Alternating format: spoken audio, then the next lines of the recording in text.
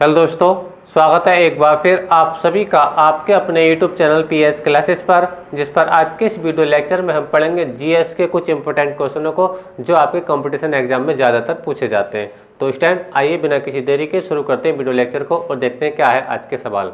ठीक है, तो देखिए पहले सवाल को पढ़ते हैं बच्चों। इसमें कहा गया है किस कारण पानी कांच मतलब शीशे को भिगो देता है। देखो बच्चे इसमें ये कहा गया है कि किस कारण पानी शीशे को भिगो देता है। तो देखिए सिंपली अगर आंसर देखें तो इसका ना इसमें जो बल कार्य करता है वो आसंजक बल कार्य करता है। बेटा क्या होता है? आसंजक बल कार्य करता है। लेकिन ये कैसे कार्य करता है मैं उसको बताता हूँ। ठीक है, देखिए यहाँ पे दो पदार्थ दिए गए, एक तो दिया गया है शीशा और दूसरा दिया गया है आपको जल। ठीक है, बात समझ में आ रही है? एक है आपका शीशा और दूसरा क्या है बेटा आपका जल। ठीक है, अब देखिए शीशा एक अलग पदार्थ है, जल एक अलग पदार्थ है, यानी दोनों पदार्थों का जो नेचर है वो अलग अलग है। और जब दोनों पदार्थों का नेचर अलग अलग आता है, दोनों अलग अलग पदार्थ हैं, जब दो पदार्थ अलग अलग होते हैं बेटा तो उनके बीच हमेशा असंजक बल ही कार्य करता है। कौन सा बल कार्य करता है बेटा? असंजक बल कार्य करता है। ठीक है, जिसके लिए ये आंसर लिखा गया है असंजक बल के कारण। ठीक है, अच्छा बात करते हैं कि ससंजक बल भी होता है। क्या होता है बेटा? ससंजक बल होता है। ससंजक बल क्या होता है उसको मैं बताता हूँ। देखिए ससंजक बल वहाँ कार्य करता है जब दो पदार्थ सेम क्वालिटी के होते हैं, सेम पदार्थ होते हैं। यानी असंजक बल वहाँ कार्य करता है जब दो पदार्थ होते हैं वो दोनों समान प्रकृति के होते हैं, यानी एक ही पदार्थ से बने होते हैं। देखिए मैं एग्जांपल इसका दे रहा हूँ आप लोगों को। देखिए जल की एक छोटी बूंद देखें, एक जल की दूसरी छोटी बूंद देखें। जब जल की दो छोटी बूंदों को पास पास लेकर के आएंगे स्टूडेंट, ठीक है, तो जब बहुत ज़्यादा ये निकट आएंगे तो एक दूसरे से संपर्क में आते ही बना एक बड़ी बूंद बना लेती है। बात समझ में आ रही है? यानी जब जल की दो छोटी छोटी बूंदें पास में आएंगी तो वो एक बड़ी बूंद बनाएंगी। बात समझ में आ रही है? तो होता क्या है कि वहाँ पे भी एक बल लगता है, लेकिन वहाँ पे दो छोटी बूंदें दोनों जल की बूंदें तो वहाँ तो समान पदार्थ हो गए। ठीक है, जब पदार्थ समान होते हैं तो कौन सा बल कार्य करता है? ससंजक बल कार्य करता है। लेकिन यहाँ पे ये कहा गया कि पानी कांच को भिगो रहा है, तो पानी अलग पदार्थ है, कांच अलग पदार्थ है, दोनों पदार्थ अलग अलग हो गए। जब दो पदार्थ अलग अलग हो गए बेटा तो उनके बीच में हमेशा कौन सा बल कार्य करता है? हमेशा असंजक बल कार्य करता है। एग्जाम्पल मैं देना चाहता हूँ। देखिए मान लीजिए आप कॉलेज जा रहे हैं पढ़ने के लिए। ठीक है, आपका जो शीशा है वो गंदा है, आप मुंह देखने गए, शीशा गंदा है, तो आपने क्या किया? आप नल पे गए, नल पे जाने के बाद आपने क्या किया? शीशे पे क्या होता है? छींटा मार दिया अपने हाथ से। ठीक है, तो आपने देखा होगा शीशे के फेस पर छींटे क्या होती है? पानी की छींटें चिपक जाती हैं, तो वहाँ पे कोई ना कोई फोर्स कार्य करता है। वो फोर्स कौन सा होता है? वही फोर्स क्या होता है? आपका असंजक बल होता है। ठीक है, तो उम्मीद है कि मेरा आंसर आपको समझ में आया होगा कि किस कारण पानी कांच को भिगो देता है, तो कौन सा बल कार्य करता है बेटा? वहाँ पे कार्य करता है असंजक बल। ठीक है स्टूडेंट, चलिए बात करते हैं दूसरे सवाल की। ठीक है, दूसरा सवाल बेटा ये है। देखिए दूसरा सवाल क्या बेटा? प्रेशर कुकर में खाना जल्दी पक जाता है क्यों? देखिए इसका ये कई बार एग्जाम में पूछा भी गया सवाल है कि प्रेशर कुकर के अंदर खाना जल्दी पक जाता है क्यों। देखिए ऐसा होता है बेटा जब प्रेशर कुकर के अंदर खाने को बनाया जाता है। ठीक है, वैसे अगर हम बात करते हैं बेटा पानी का जो क्वथनांक होता है वो 100 डिग्री सेल्सियस होता है। यानी पानी के अंदर जो उबाल आता है, ठीक है, क्वथनांक का मतलब होता है वह निश्चित ताप, किसी द्रव का वह निश्चित ताप जिस ताप पर उसके अंदर उबाल आ जाए, क्या कहलाता है? क्वथनांक कहलाता है। ठीक है, तो पानी का जो क्वथनांक होता है वो कितना होता है? 100 डिग्री सेंटीग्रेड होता है। ठीक है, बात समझ में आई मेरी? लेकिन जब इसे कुकर के अंदर बंद किया जाता है, ठीक है, जब इसको बाहर से एयर नहीं मिल पाती स्टूडेंट, ठीक है, समझ रहे आप मेरी बात, तो इसका जो क्वथनांक बढ़ जाता है। यानी कि वैसे नॉर्मल टेम्परेचर की बात करूँ तो 100 डिग्री सेंटीग्रेड पे उबल जाता है, लेकिन जब ये कुकर के अंदर बंद होता है तो ये कम से कम 130 या 140 के आसपास इसके अंदर उबाल आता है। यानी कहने का मतलब है इसका क्वथनांक बढ़ जाता है। किसका? जल का। बात समझ में आ रही है? तो यही मेन कारण है कि प्रेशर कुकर के अंदर खाना क्या तेजी से बन जाता है, अर्थात जल्दी बन जाता है। तो मेन कारण क्या है? पानी का क्वथनांक बढ़ जाता है वहाँ पे, क्योंकि कोई भी खाना बनता है उसके अंदर वाटर तो मिला ही होगा, जाहिर सी बात है। आप दाल बना रहे हैं, चावल बना रहे हैं तो पानी तो मिलेगा ही, जाहिर सी बात है। तो सारा फंडा किसका बेटा? क्वथनांक का है। बात समझ में आ रही है? चलिए, तो बात आप समझ में आ चुका होगा कि प्रेशर कुकर में खाना जल्दी पकता है। मैंने निकाल क्या? पानी का क्वथनांक बढ़ जाता है। जो 100 डिग्री सेंटीग्रेड पे उबलना था वो लगभग 130-140 डिग्री सेंटीग्रेड पे उबलता है, यानी बहुत हाई टेम्परेचर पर। ठीक है, चलिए बात करते हैं क्वेश्चन नंबर 3 की। क्वेश्चन नंबर 3 है ऊंचाई बढ़ने पर वायु दाब पर क्या प्रभाव पड़ता है? ऊंचाई बढ़ने पर वायु दाब पर क्या प्रभाव पड़ता है? तो इसे याद रखना, बहुत अच्छा और बहुत बार काफ़ी बार ये पूछा गया सवाल है कि जैसे जैसे हम पृथ्वी की सतह से ऊपर जाते हैं, तो क्या होता है? वायु दाब क्या होता है बेटा? कम होता जाता है। वायु दाब कम होता जाता है अर्थात घटता जाता है। एक बार फिर से समझा रहा हूँ, जैसे जैसे हम पृथ्वी की सतह से ऊपर चलें, ठीक है, बात करें जैसे मैं यहाँ पे पृथ्वी पे, आप हम लोग पृथ्वी पे मान लीजिए एक वायुयान ऊपर उड़ रहा है, ठीक है, तो यहाँ पे वायु दाब ज़्यादा होगा, वहाँ पे वायु दाब क्या होगा? कम होगा। ऊपर। ठीक है, तो याद रखें पृथ्वी की सतह से ऊपर जाने पर वायुदाब क्या होता है, हमेशा घटता है। और यही कारण होता है बेटा कि जब वायुयान में वायुयान में जब यात्री यात्रा करते हैं तो अगर वो पेन अपनी जेब में लगा कर ले जाए, पेंसिल इसकी बात कर रहा हूँ, पेन है ना, तो होता है क्या, उनका जो पेन है बैक साइड से निकलने लगता है, यानी इससे इंक निकलने लगती है। तो उसका मेन कारण क्या होता है, उसका मेन कारण यही होता है कि वहाँ वायुदाब क्या हो जाता है, कम हो जाता है, इसलिए जो इस पेन की इंक होती है यानी जो स्याही होती है वो निकलने लगती है वापसी में। बात समझ में आ रही है? ये क्वेश्चन ही मैंने इसी टेबल में अटेंड किया है, मैं इसको आगे भी आप समझाने वाला हूँ। ठीक है, तो याद रखें ऊंचाई बढ़ने पर क्या होता है बेटा, वायुदाब कम हो जाता है। ठीक है, ये वाला था आपका सवाल, ऊंचाई बढ़ने पर वायुदाब पर क्या प्रभाव पड़ता है, तो याद रखना वायुदाब घट जाता है स्टूडेंट। ठीक है, उम्मीद करता हूँ क्वेश्चन आपको समझ में अच्छे से आ गया होगा। ठीक है, बात करते हैं ये अगला सवाल, क्या देखिए पानी में मिट्टी का तेल, मिट्टी के तेल को बेटा केरोसिन तेल भी कहा है। कई बार एग्जाम में ये सवाल आया है, वह मिट्टी के तेल की जगह हमने उसने केरोसिन तेल लिखा है। क्या लिखा बेटा, केरोसिन तेल लिखा है। ठीक है, तो इसमें कहा है पानी में मिट्टी का तेल या केरोसिन तेल डालने पर पृष्ठ तनाव घटता है। ठीक है, लेकिन इसमें ऑप्शन में दिया है कि पृष्ठ तनाव बढ़ता है घटता है, हिसाब से दिया होगा, लेकिन याद रखना कि पृष्ठ तनाव क्या होता है बेटा, घटता है। यानी मैं आपको सिंपली समझाता हूँ, क्वेश्चन आपसे क्या कह रहा है, क्वेश्चन आपसे ये कह रहा है कि अगर हम वाटर के अंदर यानी पानी के अंदर मिट्टी के तेल को मिला दें, तो मिट्टी के तेल का छिड़काव कर दें, ठीक है, तो उसका पृष्ठ तनाव कैसा हो जाएगा बेटा, घट जाएगा। क्या हो जाएगा बेटा, घट जाएगा। देखिए मैं एक जनरल एग्जांपल देता हूँ। मान लीजिए आप किसी मोहल्ले गली मोहल्ले में रहते हैं, ठीक है, नाली वहाँ पे कहीं आपको नाली जा रही है, नाली बह रही है, आपने देखा उस नाली पे बहुत सारे क्या होते हैं, मच्छर बैठे रहते हैं। क्या रहते हैं बेटा, मच्छर बैठे रहते हैं, देखा होगा आप लोगों ने। ठीक है, अगर आप उस नाली के अंदर थोड़ा मिट्टी के तेल का छिड़काव कर दो, ठीक है, तो याद रखना उसके अंदर मच्छर नहीं बैठ पाएगा। क्यों नहीं बैठ पाएगा पता है, उसका रीजन क्या है, पृष्ठ तनाव। देखिए जब हम उसके अंदर पानी का छिड़काव करेंगे तो जैसे ही मच्छर उस पानी की सतह पर आकर बैठेगा तो उसके अंदर डूब जाएगा, उसके अंदर क्या हो जाएगा, वो डूबने का प्रयास करेगा। यानी कहने का मतलब है उसका पृष्ठ तनाव क्या हो जाएगा बेटा, कम हो जाएगा। पृष्ठ तनाव क्या होता है, देखिए बेटा पृष्ठ तनाव जो होता है खिंचाव बल होता है जो सदैव द्रव की सतह के अणुओं के बीच लगता है। पृष्ठ तनाव क्या होता है बेटा, एक खिंचाव बल होता है, ठीक है, जो हमेशा आयतन को कम करना चाहता है। ठीक है, और वो हमेशा द्रव की सतह के अणुओं के बीच लगता है।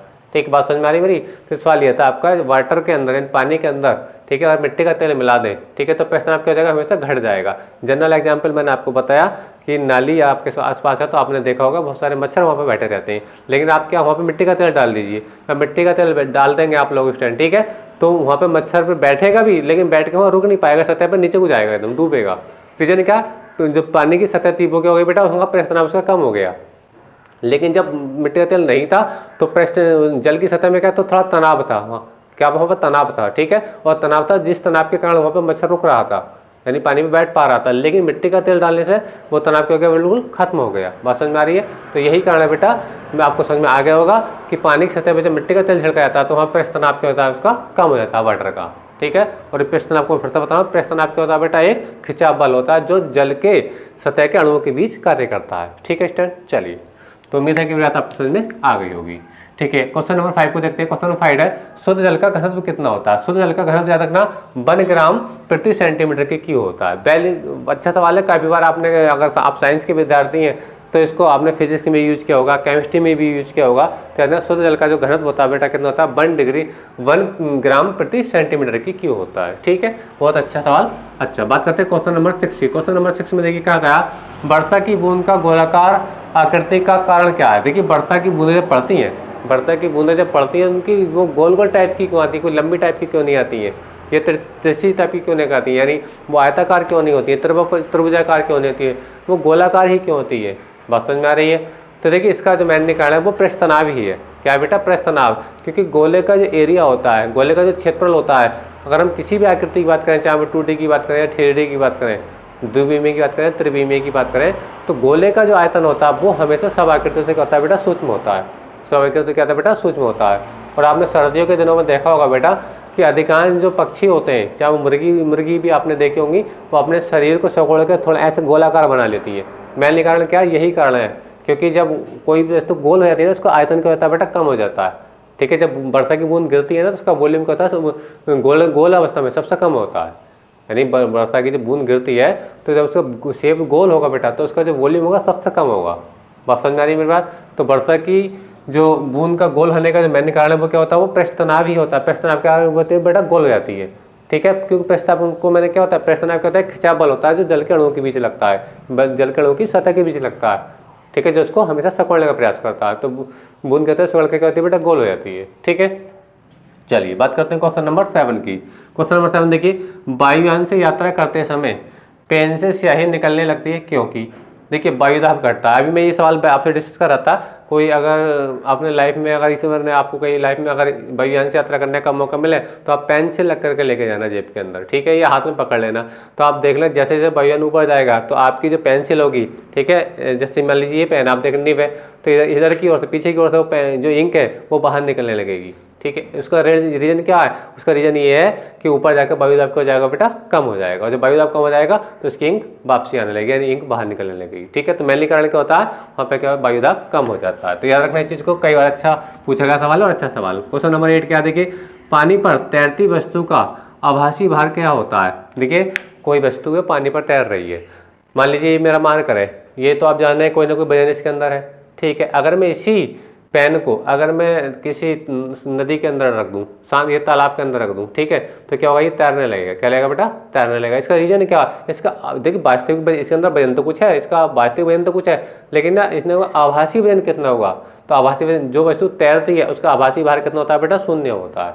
आभासी भार क्या होता है बेटा, शून्य होता है। जैसे मान लीजिए एग्जाम्पल लो, आपने कागज की नाप देखिए, कागज की नाप आप नापने नाप बनाए तो कागज के अंदर कुछ ना कुछ तो वजन होगा, कुछ ना कुछ तो वजन होगा, लेकिन जैसे ही आप इसको वाटर पर रखो, जल पर रखोगे तो वो डूबेगा नहीं, वो तैर जाएगी नाव। तैरने का मतलब क्या, उसके अंदर कुछ वजन का महसूस नहीं होता है, यानी इसका आभासी भार क्या होता है, शून्य होता है। कब, जब कोई वस्तु तैर रही होती है। तो इसमें यही पूछा गया है कि पानी पर तैरती वस्तु का आभासी भार क्या होता है बेटा, शून्य होता है। इस बात को याद रखना। वास्तविक भार नहीं, वास्तव में तो कोई ना कोई वजन है कागज के अंदर, लेकिन जब वो तैर रहा है उस स्थिति में इसका भार क्या होता है बेटा, शून्य होता है।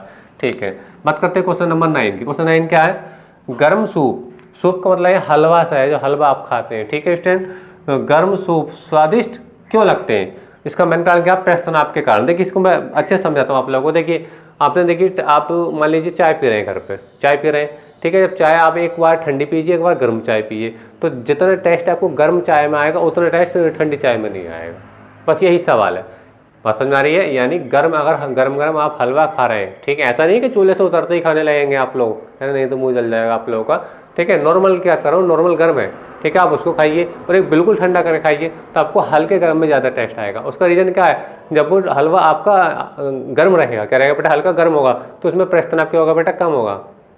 यानी प्रस्तनाप होता है क्या है, प्रस्तनाप होता है बेटा वो एक खिंचाव बल होता है जो उसको उसके आयतन को हमें खींचना चाहता है, यानी जल की या द्रव की सतह के अणुओं के बीच लगता है उसको खींचने का प्रयास करता है। लेकिन जब वो गर्म होता है ना तो प्रस्तनाप कम होता है, वो ज़्यादा एरिया में फैलता है। यानी जब गर्म गर्म आप खा रहे होंगे, ठीक है, तो आपके पूरे मुंह के पूरी एरिया में फैलेगा, लेकिन अगर उसी चीज़ को आप ठंडा कर खाएंगे तो आपके पूरे मुंह के एरिया में नहीं फैल पाएगा, और जब नहीं फैल पाएगा तो आपको टेस्ट उसके अंदर कम आएगा। लेकिन वो हल्का गर्म है तो उसका जो एरिया है, यानी आपके पूरे मुंह के आयतन को घेरेगा, और जब पूरे मुंह के आयतन को घेरेगा तो वो चीज़ आपको टेस्ट लगेगी।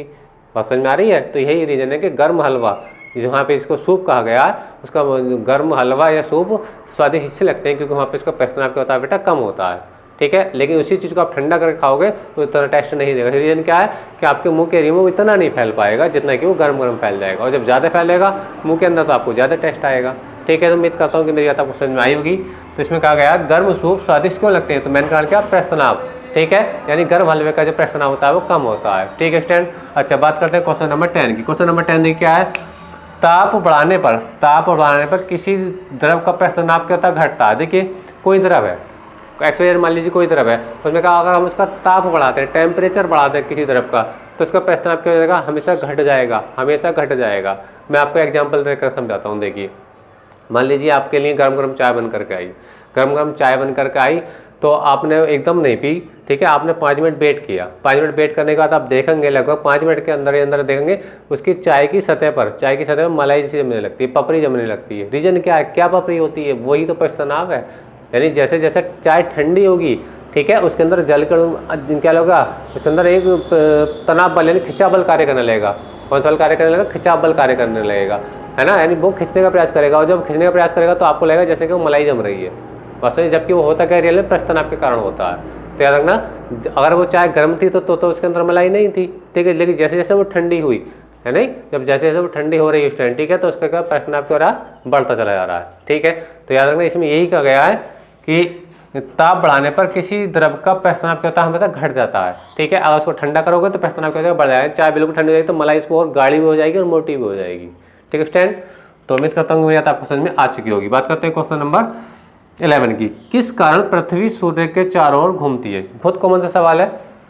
जो पृथ्वी है आपने जो सूर्य के चारों ओर घूमती है, इसका कारण क्या है? इसका मेन कारण है गुरुत्वाकर्षण बल। क्या बेटा? गुरुत्वाकर्षण बल, जो न्यूटन ने आपको बताया था और ये आपने 11वीं क्लास में पढ़ा होगा और आप साइंस साइड के विद्यार्थी हैं तो। ठीक है, दो पदार्थिक द्रव्यमानों के बीच जो बल कार्य करता है ना, वो क्या है? गुरुत्वाकर्षण बल नाम दिया था। किसने दिया था? वो न्यूटन ने। ठीक है, गुरुत्वाकर्षण, न्यूटन का नाम भी सुना होगा आपने, न्यूटन का गुरुत्वाकर्षण बल। ठीक है, तो याद रखना किस कारण पृथ्वी सूर्य के चारों ओर घूमती है, तो क्या हो? गुरुत्वाकर्षण बल। ठीक है, किसने बनाया था इसको? न्यूटन ने, है ना। ठीक है, अच्छा बात करते हैं क्वेश्चन नंबर अगला 12 क्या है? एक अश्व शक्ति 1 HP बराबर होता है 746 वाट के। देखिए इस बात को याद रखें, कई बार आपसे पूछा भी गया सवाल है और ये आपकी एकेडमिक प्रतियोगिता में भी आया होगा, आपने 12th किया होगा तो कई बार ये ऑब्जेक्टिव टाइप में पूछा जाता है कि 1 हॉर्स पावर यानी 1 एक अश्व शक्ति कितने वाट के बराबर होता है? तो 746 वाट के बराबर होता है। यानी एक अश्व शक्ति कितने वाट का होता है बेटा? 746 वाट के बराबर होता है। ठीक है, याद रखना, कई बार ये सवाल पूछा गया है। बात करते हैं क्वेश्चन नंबर 13 की। एक गेंद को क्षैतिज से कितने कोण पर फेंके कि अधिकतम ऊंचाई प्राप्त हो? यानी सवाल ये है, मेरे हाथ में कोई बॉल है। ठीक है, बात को समझ रहे? सवाल मैं समझा रहा हूँ, मेरे हाथ में कोई बॉल है, आपने ये कहा है कि हम इसे कितने कोण से फेंके अपने हाथ से। ठीक है, कितने कोण से फेंके, क्योंकि हम पृथ्वी पर खड़े हैं, उसी को इसने क्षैतिज कहा है। ठीक है, इसे कितने एंगल पर फेंके कि ज़्यादा से ज़्यादा ऊंचाई दूरी प्राप्त करें, ज़्यादा से ज़्यादा ऊंचाई प्राप्त करें। ठीक है, तो ये बहुत अच्छा सवाल है और बहुत समझने का भी सवाल है और बहुत आसान सवाल है स्टूडेंट। ठीक है, आप गेंद से बहुत ज़्यादा खेले भी होंगे। देखिए, जब गेंद को आप बिल्कुल जैसे आप सर खड़े, आपको बिल्कुल अपने सर की सीध में गेंद को फेंको, मतलब बिल्कुल जस्ट ऊपर की ओर आपको फेंकेंगे स्टूडेंट। ठीक है, तब गेंद सबसे ज़्यादा ऊंचाई प्राप्त करेगी और वो जो एंगल होगा वो एंगल कितना होगा बेटा? 90 अंश होगा। बात समझ में आ रही है? कहने का मतलब ये है कि इसमें कहा था एक गेंद को क्षैतिज से यानी पृथ्वी से कितने कोण पर फेंकें कि अधिकतम ऊंचाई प्राप्त हो, अधिकतम ऊंचाई ज़्यादा से ज़्यादा ऊंची हो करके जाए स्टैंड। ठीक है, तो वो कितने एंगल पर फेंकी जाती है? 90 अंश से कोण पर फेंकी जाएगी। लेकिन इसके अंदर अब मैं अगला सवाल और आगे जोड़ता हूँ। अगर वो आपसे मान लीजिए क्वेश्चन नंबर तो ये कितना हो गया 13, और मैं क्वेश्चन नंबर 14 की बात करूँ तो सवाल ये क्या कि किसी गेंद को क्षैतिज से कितने कोण पर फेंके कि ज़्यादा से ज़्यादा दूरी प्राप्त करे। ज़्यादा से ज़्यादा दूरी मतलब अभी तो हमने ज़्यादा से ज़्यादा ऊंचाई की बात करी, कितनी ऊंचाई पर जाए, लेकिन मैं बात करूँ कि हम कितने कोण पर फेंकें इस टाइप से को ज़्यादा से ज़्यादा दूर जाके गिरे। बात समझ में आ रही है मेरी बात? अभी तो हमने बात करी थी कि ज़्यादा से ज़्यादा ऊंचाई के लिए, अगर हम बात करें कि ज़्यादा से ज़्यादा दूर ज़्यादा गेंद कब गिरेगी? बात समझ में आ रही है? कहने का मतलब मेरा ये है कि मान लीजिए बंदूक है। ठीक है, बंदूक है, बंदूक में आपने क्या किया, एक तो देखना चाहते हैं 2 गोली आपने भर रखी हैं, आप ये चाहते हैं कि एक तो देखने की ज़्यादा से ज़्यादा ऊंचाई कब जाएगी और आप दूसरे केस में देख रहे हैं ज़्यादा से ज़्यादा लंबाई कब जाएगी। बात समझ में आ रही है मेरी बात? तो इसमें कहने का मतलब ये है जब ज़्यादा से ज़्यादा ऊंचाई के लिए आप बंदूक को नाल को सीधा करेंगे इस टाइप से तो छोड़ेंगे तो सबसे ज़्यादा ऊंचाई पड़ जाएगी। एक केस तो ये हो गया जो कितना होगा आपका 90 अंश का कोण होगा। लेकिन आप चाहते हैं कि ज़्यादा से ज़्यादा क्या जाए, लंबाई पर जाए। ठीक है, ज़्यादा से ज़्यादा लंबी दूरी तय करने के लिए आप कितने एंगल फेंकेंगे उसको? उसमें कहेंगे 45 एंगल के, यानी आप 45 डिग्री के कोण पर फेंकेंगे डिस्टेंस। ठीक है, तो वो ज़्यादा से ज़्यादा दूरी तय करेगी। बात समझ में आई मेरी बात? ठीक है, इस बात को याद रखना। तो उम्मीद करता हूँ कि मेरी बात ये आपको समझ में आ चुकी होगी स्टूडेंट। ठीक है, तो स्टूडेंट देखिए एक सवाल और मैं आगे ले रहा हूँ इस सवाल में, क्वेश्चन नंबर ये 14, क्वेश्चन नंबर 15 की बात कर रहा हूँ। तो ये क्वेश्चन नंबर 15 को 13 ये 15 नंबर सवाल हो जाएगा। ये क्या देखिए, ये आपने देखा होगा, देखिए बरसात के दिनों में क्या होता है बेटा, ये सवाल भी कई बार पूछा गया, इसलिए मैं बता रहा हूँ कि बरसात के दिन बादल गरजता है, तो बादल जब गरजता है तो उसमें होता है क्या बेटा कि बिजली की कड़क, जब बिजली कड़कती है तो बिजली की जो चमक है बहुत जल्दी आ जाती है हम तक, लेकिन उसके बादल के गरजने की आवाज़ बहुत देर में आती है। ऐसा क्या होता है? देखिए एक बार मेरी बात को फिर समझे, बरसात के दिनों में होता है क्या, जब बादल गरजता है, ठीक है, बिजली चमकती है तो बिजली की चमक हम तक पहले आती है, लेकिन बादल के गरजने की आवाज़ बाद में आती है। बात समझ में आ रही है? इसका मेन कारण ये होता है बेटा, जब बिजली चमकती है वो लाइट के रूप में होती है, प्रकाश के रूप में होती है, और जब वो बादल गरजते हैं वो ध्वनि यानी इसके अंदर कोई आवाज़ होती है। तो याद रखना हमेशा कि जो प्रकाश की जो चाल होती है वो ध्वनि की चाल से क्या होती है, ज़्यादा होती है। इसलिए क्या होता है कि उसकी जो चमक होती है ना, बिजली जो चमकती है उसकी चमक हम तक जल्दी पहुंच जाती है और बादल के गरजने की आवाज़ हम तक देर तक आती है। इसका मेन कारण क्या होता है, प्रकाश की चाल ध्वनि की चाल से क्या होती है, ज़्यादा होती है। बात समझ में आ रही है? ये उम्मीद करता हूँ कि कई बार कुछ सवाल है कंपटीशन लेवल में तो मेन कारण क्या होता है कि प्रकाश की चाल ध्वनि की चाल से अधिक होती है। जब प्रकाश की चाल ज़्यादा तेज होती है तो हम तक जल्दी पहुंच जाती है और बादल के गिरने के बाद हम तक बाद में आती है। तो स्टूडेंट आज के इस वीडियो लेक्चर में हम इतने सवालों को सॉल्व करेंगे, इससे आगे मिलेंगे अगली वीडियो में। तो स्टूडेंट अगर ये वीडियो आपको अच्छा लगा हो प्लीज़ वीडियो को लाइक कीजिए, शेयर कीजिए और चैनल पर नए तो चैनल को सब्सक्राइब कर लीजिए। मिलेंगे अगली वीडियो में, तब तक के लिए धन्यवाद।